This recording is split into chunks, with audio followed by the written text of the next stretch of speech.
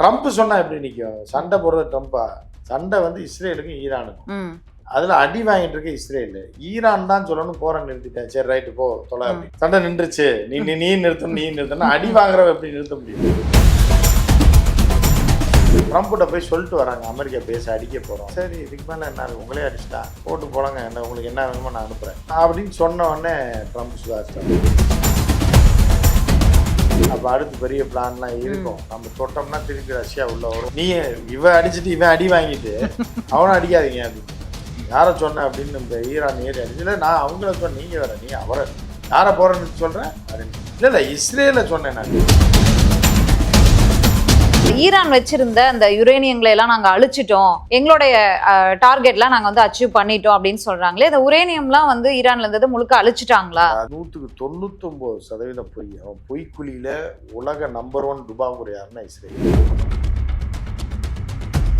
யுரேனியத்தை எப்படி அழிக்க முடியாதுன்னா அலியில புறா போட்டு அழிக்கிறதுக்கு. யுரேனியம் மேல குண்டு போட்டிருந்தாங்கன்னா அந்த ஊரே காலியாயிடும். அப்ப இனிமே மீண்டும் தாக்குதல் அதிகரிக்குமா இல்ல இதோட? அதெல்லாம் ஒண்ணு இனி வந்து ஈரானை கொஞ்ச நாளைக்கு தொடவே முடியாது. இஸ்ரேல் பொழைச்சா போதுன்னு தப்பிச்சு ஓடினானா விட்டுருவாங்க. அங்கர் பஸ் இருக்கு இல்லையா, அந்த விமானியை கூப்பிட்டு பாராட்டினேன்னு ட்ரம்ப். ஆனா அசிங்கமா போட்டிருக்காரு. வேண்டாம் நாசமா போறவனே வீணா போன 10,000 கோடி செலவு பண்ணா குழி தோண்டி விட்டுறது, கிணறு தோண்டி விட்டு வந்துருக்கான அவனை அனுப்பணும். நாடகம் மட்டும் இல்லாம அது பிரம்மாண்ட திரைப்படம். இஸ்ரேலும் அமெரிக்காவும் சேர்ந்து தயாரித்த திரைப்படம், கூட்டு தயாரிக்கிறாங்க. 2 பேரும் துப்பாக்கியை கீழே போடுங்கன்னு மோடி சொன்னாரு. துப்பாக்கியில சண்டை போடவே இல்லையே, அவங்க கேஷுவலா சொல்லிப்பா. இல்லை ஜி துப்பாக்கி இங்கதான் இருக்கு, ஸ்டாண்ட்ல தான் வச்சிருக்கோம், அது இருக்கவே இல்லையே. ட்ரம்ப் அவர்களுடைய நோபல் பரிசு கனவுலையும் ஒரு நோபல் பரிசு ட்ரம்ப் நக்கலுக்கு தான் சொல்லுவாங்க. அந்த ஏரியாவுக்குள்ளே ட்ரம்ப் விட மாட்டாங்க. ஜிக்கு வேணா அவர் கொடுக்கலாம், ஏன்னா ஜி அவார்டு வாங்காத நாடே கிடையாது தெரியுமில்ல. எங்க போனாலும் விருது வாங்கிட்டு தான் வருவாரு. ஆஸ்கருக்கும் இது பண்ணிருக்காங்க, ஆஸ்கருக்கு கூட கொடுத்துருக்காங்க.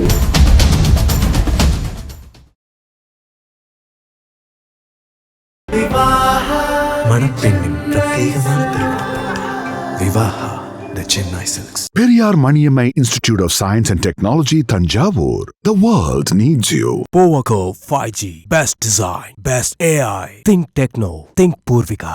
அறுவை சிகிச்சையில் கத்தை என்பது வரலாறு, ரோபோட்டிக் சர்ஜரி என்பது இன்றைய கூறு. தங்கம் புற்றுநோய் சிகிச்சை மையம், நாமக்கல் மற்றும் கான்பூர். வணக்கம் நேயர்களுக்கு வணக்கம். பத்திரிகையாளர் உமாபதி கிருஷ்ணன். வணக்கம் சார், எப்படி இருக்கீங்க? பல ஆண்டுகளா நடந்துகிட்டு இருந்த போற 12 நாள்ல நான் வந்து நிறுத்தியிருக்கேன் அப்படின்னு ட்ரம்ப் அவர்கள் வந்து ட்வீட் போட்டிருக்காரு.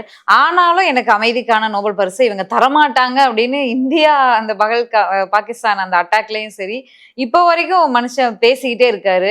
உண்மையா ட்ரம்ப் அவர்கள் தான் இந்த இஸ்ரேல் ஈரான் போரை நிப்பாட்டினாரா? போரை நிக்கல, யார் போர் நிறுத்தம் அப்படின்னு ஈரான் வந்து சம்பந்தமே இல்லாத ஈரானும் அறிவிச்சிருக்கே ட்ரம்ப் அவர்கள் கெஞ்சியதால நாங்க சொன்னேன். அதாவது குடும்பத்துல மாமியார் மருமகளும் அடிச்சு முடிப்பிடி சண்டை போடுறாங்க, அடி தாறுமாறு அடிக்கிறேன்.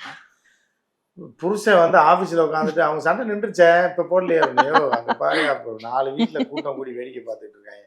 ஆனா சண்டை நின்றுச்சுன்னு யார் சொல்லணும்? ஒன்னும் மருமக சொல்லணும், இல்ல மாமியார் சொல்லணும். புரியுதா? இல்ல சண்டையை நாங்க நிறுத்திட்டோம் அப்படின்னு சொல்லணும். அடி வாங்குற மாமியார் ஐயோ அப்பான்னு கத்துது. அப்ப 3ஆவது வீட்டுக்கார வந்து சொல்றான், என்ன சொல்றான்?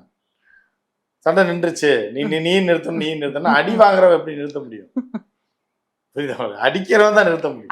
அது டைம் எல்லாம் கொடுத்திருந்தாரு 6 மணி நேரம். அதுக்கப்புறம் வந்து தாக்குதல் நடத்திட்டு அது பிறகு வந்து நிப்பாட்டிடுவாங்க. எதுக்காக அப்படின்னா போர் நிறுத்துங்கன்னு ட்ரம்ப் போட்டு கவனிக்காம விட்டாங்களோ அப்படின்ட்டு ஈரான் போட்டு அடி நடிக்கிறான். போர் நிறுத்தம் ட்ரம்ப் சொன்னதுக்கு அப்புறம் இஸ்ரேல் பதிலுக்கு ஒரு ராக்கெட்டை விடுறான். ஏன்னா இப்ப நிறுத்தணும் அப்படின்னா ஏதாவது ஒன்று சொல்லிதானே ஆகணும். அப்படி இருக்கும்போது 3 மணி நேரம் ஆகுது, 5 மணி நேரம் ஆகுது, அடிச்சுக்கிட்டே இருக்காங்க. 8 மணி நேரம் ஆகுது. அதுக்கப்புறம் ட்ரம்ப்பே குழம்பி போய் இல்ல ஈரான் நிறுத்தி 14 மணி நேரம் கழிச்சு தான், ஆமா 12 மணி நேரம் கழிச்சு இஸ்ரேல் நிறுத்துவாங்க. இஸ்ரேல் அடிக்கவே இல்லை, அடி வாங்கிட்டுல இருக்கான். அவன் எங்க போய் நிறுத்த போறான்? அப்ப கூட ஈரானுக்கு 6 மணி நேரம், இஸ்ரேலுக்கு 12 மணி நேரம் அப்படின்னு சொல்லி. அதாவது ட்ரம்ப் வந்து பண்றது கோமாளி கூத்து. சீரியஸ் ஆகும்போது இது மாதிரி நடிச்சு விடுறது. நீங்க வந்து எப்படின்னா இப்ப பரத் வந்து ஒரு படத்துல ஹீரோ இருப்பான், காதல் படத்துல தெரியும் படம். கடைசி அந்த ஹீரோ என்ன பண்ணுவாங்கன்னா சிக்னல்ல கேங்கன்னு கட்டிக்கிட்டே சுத்த விட்டுருவாங்க. அப்ப இவன் மெண்டல் ஆயிட்டான்னு கொல்ல வரவங்க கூட விட்டுருவாங்க. சரி மெண்டல் ஆகிட்டான், நீ இவனை போய் கொண்டு என்ன பண்ணுறது? இதுதான் ட்ரம்ப். பயங்கர சீரியஸாக எல்லா வேலையும் பண்ணுறது. அந்த வீட்டில் இருக்க பொண்ணையை கடத்திட்டு போய் எல்லாமே பண்ணிடுறது. ஆனால் கொல்ல வராங்கன்னு தெரிஞ்சா மெண்டல் மாதிரி நடிக்கிறது. ஐயோ மெண்டல் ஆகிட்டான் விட்டு போயிடாங்கன்ற மாதிரி தான் ட்ரம்ப்போட நடவடிக்கை இருக்கு இப்போ. அப்புறமா தாக்குதல் நடத்திக்கிட்டே இருந்தாங்க. ட்ரம்ப் அவருடைய போர் நிறுத்தத்திற்கு 2 நாடுகளும் என்ன தொடர்பு கொண்டு பேசினாங்க, அப்புறம் வந்து போர் நிறுத்தத்துக்கு ஒத்துக்கொண்டாங்க அப்படின்னு ஒரு ட்வீட் போடுறாரு. அதுக்கப்புறம் தாக்குதல் நடக்கும்போது இந்த போர் நிறுத்தத்தை மீறி தாக்குதல் நடத்துறது கண்டனத்துக்குரியது, 2 நாடுகளும் போர் நிறுத்தத்தை முழுமையா கடைபிடிக்கணும் ட்வீட் போடுறாரு. அவர் நிறுத்த மாட்டோம், என்ன பண்ணுவே நீங்க எச்சரிக்கிறீங்கன்னு வைங்க. என்ன எச்சரிச்சா ஒன்றும் பயப்படணும்ல உங்களுக்கு, அப்பதான் நீங்க அந்த தகுதியில் இருக்கீங்கன்னு அர்த்தம். நீங்க வந்து எச்சரிக்கிறீங்க, சரி 2 பேர் சண்டை போடுறவங்க கேட்குறாங்க, சரிம்மா என்ன பண்ணிடுவீங்க? இல்லை ஒன்றும் பண்ண மாட்டேன், நீ நிறுத்தின யார் நிறுத்துவா? ஸோ அந்த மாதிரி ட்ரம்ப் வந்து சீரியஸை வந்து காமெடி ஆக்குறது, காமெடியை சீரியஸ் ஆக்குறதும் ட்ரம்ப் கை வந்த கலை. அதனால ட்ரம்ப் பேச்செல்லாம் எவனும் கேட்கல. ஈரான் வந்து தொடர்ந்து அடிச்சுக்கிட்டே தான். இல்ல அவர் சொன்னதுக்கு அப்புறம் அமெரிக்க முடிக்கும் போதே ஒரு குண்டை போட்டாங்க. கத்தார்ல அந்த ராணுவ தளங்கள் போட்டதுக்கு அப்புறம் தான் சொன்னாப்ல போற நிறுத்தம். அந்த பயத்துல தான் கத்தார்ல போட்டதுக்கு அப்புறம் தான் போர் நிறுத்தம்னு சொன்னது. அதுக்கப்புறம் இஸ்ரேல போட்டு பொலன்னு போட்டு நைட்டு பூரா நேத்து நைட்டு போட்டு சாவடி அடிச்சிட்டேன். இஸ்ரேல டெல்லவியூல எல்லாம் நேற்று பயங்கரமான அட்டாக், ஹைஃபா அட்டாக், சிட்டில அட்டாக், எல்லாத்துலயும் அடிச்சுக்கிட்டு இருக்கும்போது எப்படி போறிய அவன் அடிக்கிறவன் தான் நிறுத்தணும், போற அடி வாங்குறவன் எப்படி நிறுத்த முடியும்? அதனால இஸ்ரேல் மரண அடி வாங்கிட்டு இருக்கான், அவன் எப்படி போற நிறுத்த முடியும்?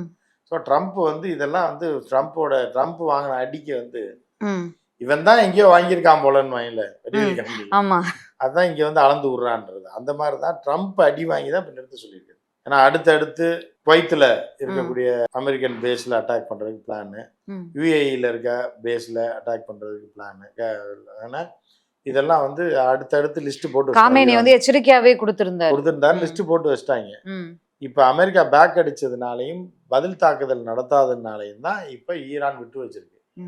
உடனே நிறுத்திட்டாங்க அமெரிக்கா மேல தாக்குறது. ஆனா இஸ்ரேல் மேல தாக்குறது நிறுத்தல. அந்த போர் தொடர்ந்து கொண்டுதான் இருக்கு. இன்னும் யாரும் நிறுத்தல. இவங்கெல்லாம் கோடி மீடியா நம்ம இவங்கெல்லாம் எடுத்து போட்டுக்கிட்டு இருக்காங்க. ட்ரம்ப் சொன்னா எப்படி நிற்கும்? சண்டை போடுறது ட்ரம்ப்பா? ட்ரம்ப் ஊடால போயிட்டு வந்துட்டு இருக்காங்க. சண்டை வந்து இஸ்ரேலுக்கும் ஈரானுக்கும். அதுல அடி வாங்கிட்டு இருக்க இஸ்ரேல். ஈரான் தான் சொல்லணும் போற நிறுத்திட்டேன், சரி ரைட்டு போ தொலை அப்படின்னு.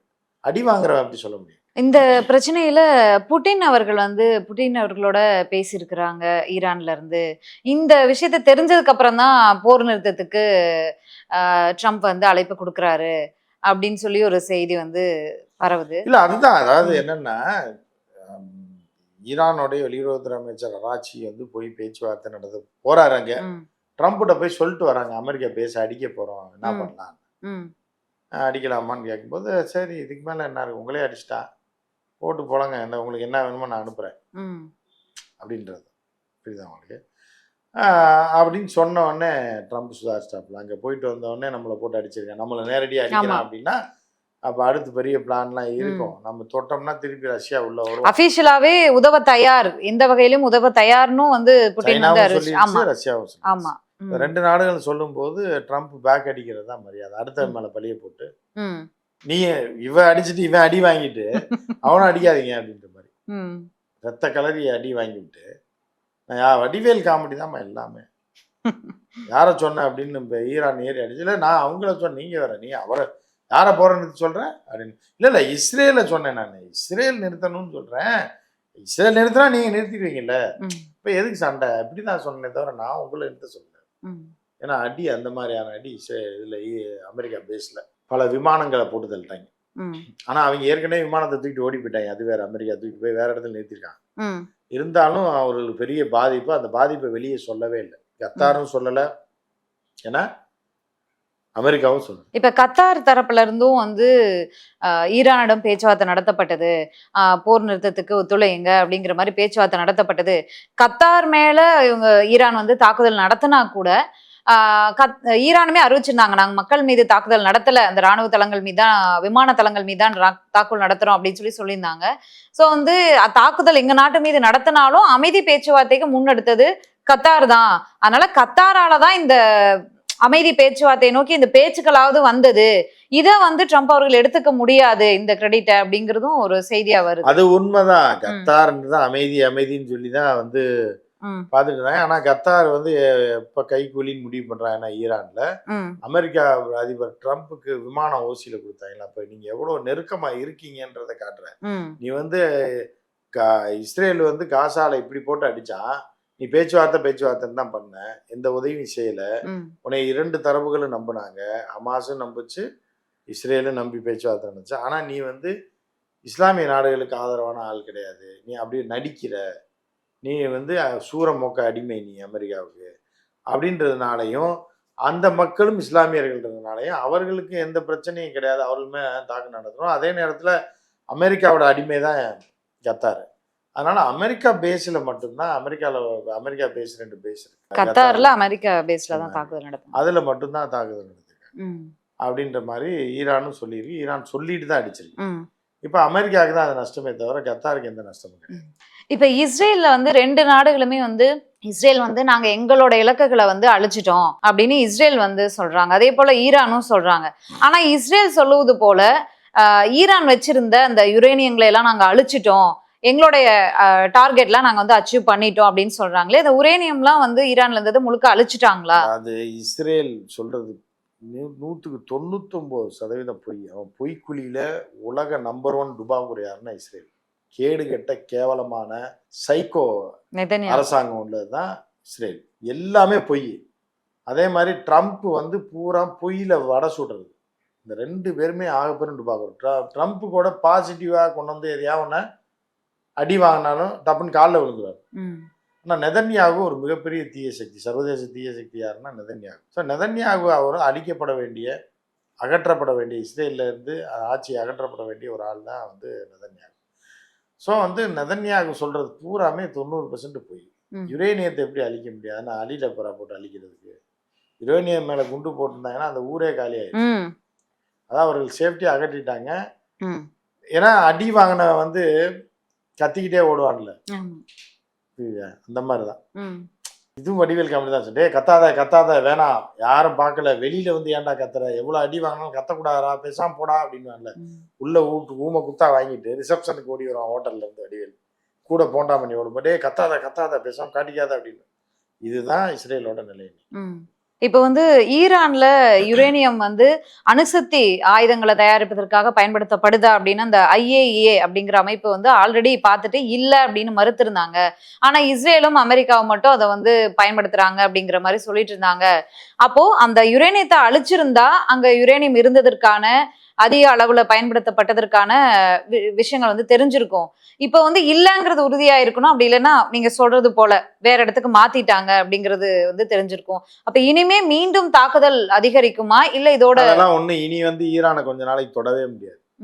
இஸ்ரேல் பொழைச்சா போதுன்னு தப்பிச்சு ஓடனானா விட்டுருவாங்க. இஸ்ரேல் நாசக்காடா ஆயிடுச்சு 1950க்கு அப்புறம். இப்பதான் மரணடி வாங்கியிருக்காங்க, யார்ட்டையும் இந்த மாதிரி அடியெல்லாம் வாங்கினதே கிடையாது.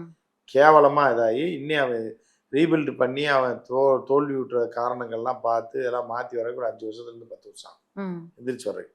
பொருளாதாரம் டோட்டலாக காலியாச்சு. அமெரிக்கா பிச்சை போட்டால் தான் அவன் சாப்பிட்டுட்டு இருக்க முடியும், அந்த நிலைமையில இஸ்ரேல் இருக்கு. ஸோ ஈரான் மேலே ஏன்னா பேக்கப்பில் வந்து யார் இருக்கா, ரஷ்யா. இந்த 3 அணு உலை நிலையங்களையும் மெயின்டைன் பண்ணி அடுத்த கட்டத்துக்கு கொண்டு போயிட்டு, ஏன்னா அங்கே வந்து பவர் ப்ரொடக்ஷனுக்கு அப்படின்னு சொல்லி ஹெல்ப் பண்ணிட்டு இருக்கிறது யாரு அப்படின்னா, அந்த அணு உலைகளை அமைத்து கொடுத்தது யாருன்னா ரஷ்யா. இதுக்கு முன்னாடி என்ன இது பண்றாங்கன்னா, அது மேல் தாக்குதல் நடத்த போறோம், உங்க ரஷ்யன்ஸை மட்டும் வெளியே கொண்டு போயிருங்கன்னா, பொட்டின்னு ஒரே வார்த்தை சொல்றாரு, எங்க நாட்டுல இருந்து போய் அங்க இருக்க ஸ்டாஃப் எல்லாம் அப்படியே தான் இருப்பான், ஆனா என் ஸ்டாஃபுக்கு ஒண்ணுன்னு ஆச்சு அப்படின்னா உன்னைய வந்து அவ்வளவுதான். அப்ப அமெரிக்கா என்ன பண்றாங்கன்னா, அந்த கேம்பஸ் இருக்குல்ல, அந்த கேம்பஸ் வந்து ஒரு 100 ஏக்கர் 200 ஏக்கர்ல இருக்கும், மிக பிரம்மாண்டமா இருக்கும், கிலோமீட்டர் கணக்குல இருக்கும். அப்போ வந்து அணு பியூரிஃபை, அதாவது யுரேனியத்தை இது பண்ணுறது, அது ஒரு செக்ஷன் தனியாக இருக்கும், அது பூமிக்கு அடியில் வச்சுருக்கான். ஆஃபீஸ் இருக்கும், இது எல்லாமே எந்தெந்த இடத்துல எது இருக்குன்னு அவனுக்கு தெரியும்ல.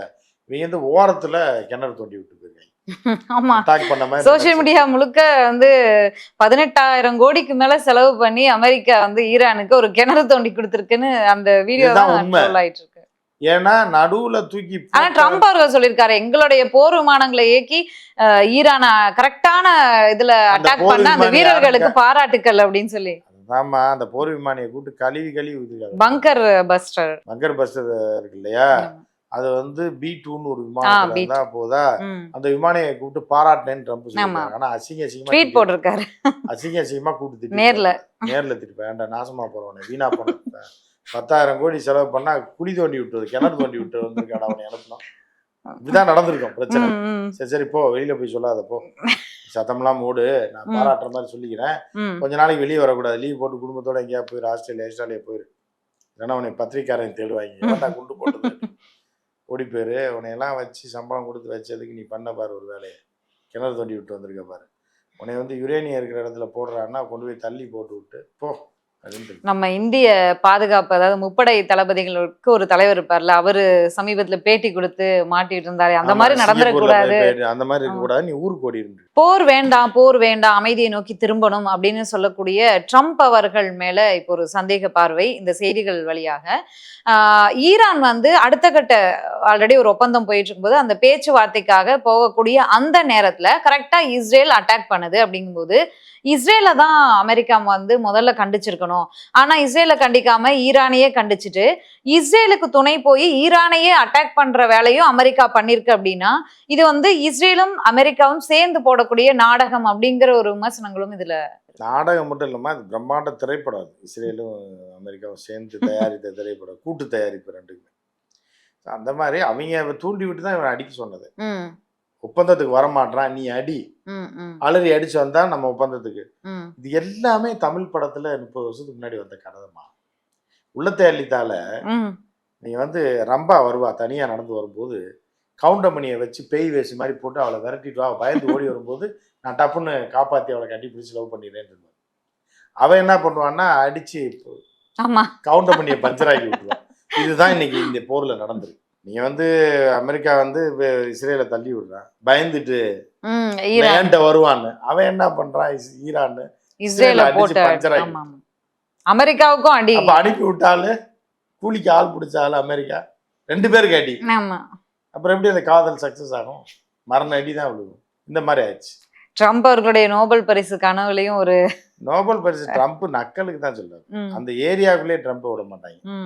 நோபல்னு அந்த இது இருக்குல்ல, கமிட்டி இருக்குல்ல, அந்த கமிட்டியில கூட அந்த பக்கம் கூட ட்ரம்ப் விட மாட்டாங்க. அதாவது நோபல் பரிசு நீங்க கொடுக்கலாம், நம்ம ஜிக்கு கொடுக்கலாம், புரியுதா உங்களுக்கு? ஏன்னா ஜி வந்து அமைதியை விரும்புறாருல்ல, பாகிஸ்தான் மேல அடிச்சு நிறுத்தினாரா இல்லையா? ஆமா ஆமா.